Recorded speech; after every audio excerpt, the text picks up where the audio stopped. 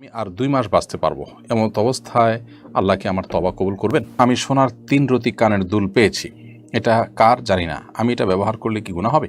যদি সবসময় কোরআনের ২-৩টা সূরা, ছোট সূরা পড়েন, তাহলে কি তার কোরআন পড়ার হক আদায় হবে? আমি ৭ সপ্তাহের গর্ভবতী ছিলাম। গর্ভকালীন সময়ে আল্ট্রাসোনোগ্রাফি করার পর আমরা জানতে পারি আমার গর্ভে ৪টি ভ্রূণ, সবকটি হার্টবিট এসেছিল, কিন্তু আমার পূর্বের সন্তান সিজারা হওয়ার কারণে ডাক্তার বলেছিলেন আমার জন্য এই ৪ সন্তান গর্ভধারণ অত্যন্ত বিপজ্জনক এবং আমার মৃত্যুর ঝুঁকি আছে। তাই জরুরি ভিত্তিতে আমার গর্ভপাত করাতে হয়েছে। এর জন্য কি আমাদের গুনাহ হবে? আসসালামু আলাইকুম ওয়া রাহমাতুল্লাহি ওয়া বারাকাতুহু। চলুন তাহলে আমরা আপনাদের ইতিমধ্যে যে সমস্ত প্রশ্নগুলো পেয়ে গেছি সেগুলোর উত্তর দেওয়ার পালায়। আল্লাহর এক বান্দা আইডি থেকে আপনি লিখেছেন, আমি আল্লাহর একজন অবাধ্য বান্দা। ইচ্ছে করে অনেক গুনাহের কাজে লিপ্ত হতাম। চিকিৎসকদের ধারণা আমি আর ২ মাস বাঁচতে পারবো, এমত অবস্থায় আল্লাহ কি আমার তওবা কবুল করবেন? প্রিয় ভাই, আল্লাহ রাব্বুল আলামিন আপনার প্রতি রহম করুন এবং আপনার পরীক্ষাকে আপনার জন্য সহজ থেকে সহজতর করে দিন, আমরা দোয়া করি।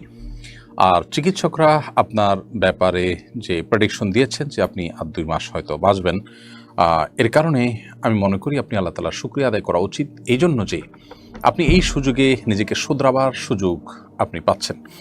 কারণ আগে থেকে একটা অ্যালার্ম আপনি পেলেন, সেই অ্যালার্মের আলোকে নিজেকে সতর্ক করার সুযোগ আপনি পেয়েছেন। আপনি এখন তওবা করুন, খাঁটি তওবা। ২ মাস পরেই আপনি মৃত্যুবরণ করবেন এমনটি নিশ্চিত নয়, তবে প্রবল সম্ভাবনা হয়তো আছে। তো আল্লাহ রাব্বুল আলামিন এরকম বহু প্রেডিকশনকে ভুল প্রমাণ করেছেন। আপনি আল্লাহ তাআলার কাছে কায়মন বাক্যে আপনার কৃত গুনাহের জন্য ক্ষমা প্রার্থনা করতে থাকুন, চোখের পানি ফেলে আল্লাহ তাআলা মাফ করবেন ইনশাআল্লাহ তাআলা। নবী সাল্লাল্লাহু আলাইহি ওয়াসাল্লাম তওবা সম্পর্কে বলেছেন, বান্দা যতক্ষণ পর্যন্ত মৃত্যুর যে যন্ত্রণা, এটা যতক্ষণ পর্যন্ত শুরু না হয় ততক্ষণ পর্যন্ত বান্দার তওবা কবুল হয়। অতএব ২ মাস আগে ডাক্তার বলে দিয়েছে এখন আপনার তওবা কবুল হবে না, ব্যাপারটা কিন্তু সেরকম না। আপনি বরং এই সুযোগে খাঁটি তওবা করে নিজেকে প্রস্তুত করে ফেলুন। আল্লাহ রাব্বুল আলামিন আপনার প্রতি রহম করুন এবং আপনার পরীক্ষাকে সহজ করে দিন, সেই সাথেই আল্লাহ তাআলা আপনাকে দুরারোগ্য ব্যাধি থেকেও মুক্ত করুন। সাবরিনা খন্দকার আপনি লিখেছেন, আমি ৭ সপ্তাহের গর্ভবতী ছিলাম। গর্ভকালীন সময়ে আল্ট্রাসোনোগ্রাফি করার পর আমরা জানতে পারি আমার গর্ভে ৪টি ভ্রূণ, সবকটি হার্টবিট এসেছিল, কিন্তু আমার পূর্বের সন্তান সিজারা হওয়ার কারণে ডাক্তার বলেছিলেন আমার জন্য এই ৪ সন্তান গর্ভধারণ অত্যন্ত বিপজ্জনক এবং আমার মৃত্যুর ঝুঁকি আছে। তাই জরুরি ভিত্তিতে আমার গর্ভপাত করাতে হয়েছে। এর জন্য কি আমাদের গুনাহ হবে? এর জন্য কোনো কাফারা আদায় করতে হবে কিনা? আমি বর্তমানে এই কারণে মানসিকভাবে অনেক ভেঙে পড়েছি। বোন সাবরিনা, যদি ডাক্তার, অভিজ্ঞ ডাক্তার, যিনি একই সঙ্গে ধর্মভীরু, মুসলিম, যিনি আপনার দ্বীনি চেতনা ধারণ করেন, লালন করেন, আবার অভিজ্ঞ ডাক্তার, এরকম কোনো চিকিৎসক যদি আপনাকে বলেন যে আপনার এই সন্তানগুলো ভূমিষ্ঠ হলে সেক্ষেত্রে আপনার জীবন হুমকির মধ্যে পড়তে পারে এবং পড়ার প্রবল আশঙ্কা আছে, তাহলে সেক্ষেত্রে তার উপর ভিত্তি করে আপনার গর্ভপাত করা এটা কোনো অপরাধের বিষয় নয়, গুনাহের বিষয় নয়। কারণ যারা এখনও ভ্রূণ আকারে আছে তাদের জন্মদান যদি আপনার জীবনের জন্য হুমকি হয়, তাহলে সেক্ষেত্রে আপনার জীবন রক্ষা করাও ফরজ। সেই জায়গা থেকে এটা আপনার জন্য জায়েজ আছে। আপনি যে কাজটি করেছেন সেটি একটি জায়েজ কাজ করেছেন বিধায় এর কারণে ইনশাআল্লাহ আপনার গুনাহ হবে না।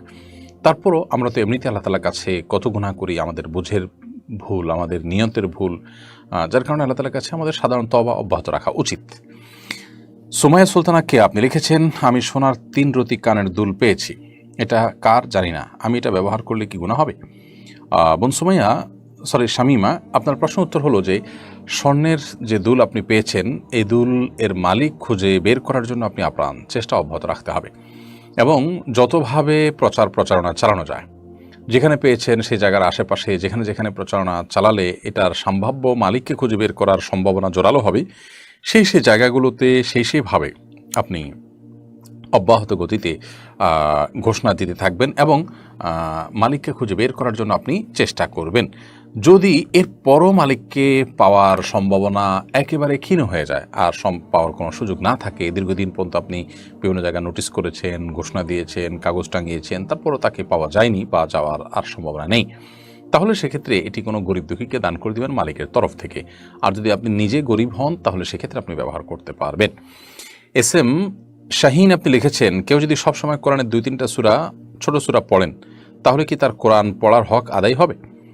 সবসময় যদি কোরআনের ২-৩টা ছোট সূরা পড়েন তাহলে নিয়মিত সেই সূরাগুলো যদি শুধু পড়েন তাহলে এটা কোরআন পড়ার যে কোরআন তেলাওয়াতের যে হক আছে সেটা পরিপূর্ণভাবে আদায় হবে না। বিশেষ করে যখন তিনি কোরআন শুদ্ধ করে তেলাওয়াত করতে পারেন তাহলে শুধুমাত্র 2-3টা সূরাকেই তিনি একমাত্র তেলাওয়াত হিসাবে ধরে নিয়েছেন, তাহলে পুরা কোরআনকে তিনি ত্যাগ করে বসে আছেন। ওয়াকাল রসুল ইয়া রব্বি ইন্না কওমি ইত্তাখাযু হাযাল কুরআনা মাহজুরা। আল্লাহ সুবহানাহু ওয়া তাআলা বলেছেন কিয়ামতের ময়দানে রাসূল বলবেন যে হে আমার রব, আমার জাতি তারা এই কোরআনকে তারা কিন্তু ত্যাগ করেছে, অর্থাৎ এটাকে পরিহার করেছে, এটাকে তারা সিরিয়াসনেসের সাথে তারা তেলাওয়াত করেনি, পড়েনি, আমল করেনি। এটা কোরআনকে পরিত্যাগের অংশ। বিধায় আপনি পুরো কোরআন সহি করে পড়তে পারবেন 2-3টা সূরার মধ্যেই শুধুমাত্র সারাদিনের তেলাওয়াত সীমাবদ্ধ রাখবেন, এটা হতে পারে না। তবে হ্যাঁ, নিয়মিত 2-3টা সূরা তেলাওয়াত করেন, মাঝে মধ্যে অন্যগুলো তেলাওয়াত করেন, এরকম হলে তাহলে সেক্ষেত্রে এটা অবশ্যই ইনশাআল্লাহ আল্লাহর পাকড়াও থেকে আপনাকে রক্ষা করবে। আল্লাহ তাআলা আমাদেরকে যা শুনলাম জানলাম আমল করার তৌফিক দান করুন। আসসালামু আলাইকুম ওয়া রাহমাতুল্লাহি ওয়া বারাকাতুহু।